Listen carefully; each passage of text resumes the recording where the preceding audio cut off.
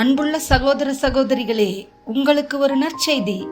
நாம் வரவிருக்கும் 2025 ஆண்டு ஜனவரி 1 365 நாட்களுக்கும் 365 தலைப்புகளின் கீழ் வேத வசனங்களை வாசித்து பகிர இருக்கிறோம்.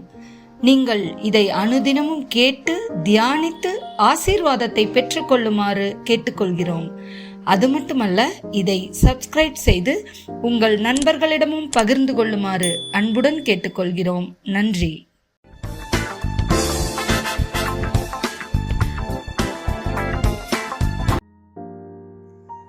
இன்று நாள் 147. தலைப்பு தாராள மனம். மல்கியா 3:10. என் ஆலயத்தில் ஆகாரம் உண்டாயிருக்கும்படி தசம பாகங்களை எல்லாம் பண்டகசாலையிலே கொண்டு வாருங்கள். அப்பொழுது நான் வானத்தின் பலகணிகளை திறந்து இடம் கொள்ளாமல் போகுமட்டும் உங்கள் மேல் ஆசீர்வாதத்தை வருஷிக்க மாட்டேனோவென்று அதனால் என்னை சோதித்து பாருங்கள் என்று சேனைகளின் கர்த்தர் சொல்லுகிறார். நீதிமொழிகள் 11:24-25.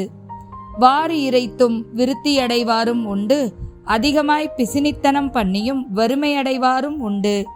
உதார குணமுள்ள ஆத்துமா செழிக்கும். எவன் தண்ணீர் பாய்ச்சுகிறானோ அவனுக்கு தண்ணீர் பாய்ச்சப்படும். 2 கொரிந்தியர் 9:7. அவனவன் விசனமாயும் அல்ல கட்டாயமாயும் அல்ல, தன் மனதில் நியமித்தபடியே கொடுக்க கடவன். உற்சாகமாய் கொடுக்கிறவன் இடத்தில் தேவன் பிரியமாயிருக்கிறார். லூக்கா 6:38. கொடுங்கள், அப்பொழுது உங்களுக்கும் கொடுக்கப்படும். அமுக்கி குலுக்கி சரிந்து விழும்படி நன்றாய் அளந்து உங்கள் மடியிலே போடுவார்கள். நீங்கள் எந்த அளவினால் அளக்கிறீர்களோ அந்த அளவினால் உங்களுக்கும் அளக்கப்படும் என்றார். சங்கீதம் 112:5.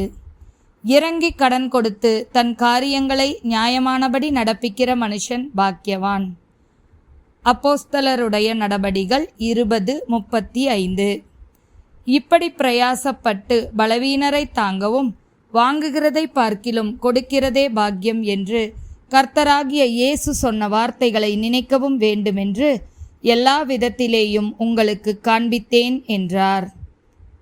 உபாகமம் 15:10. அவனுக்கு தாராளமாய் கொடுப்பாயாக.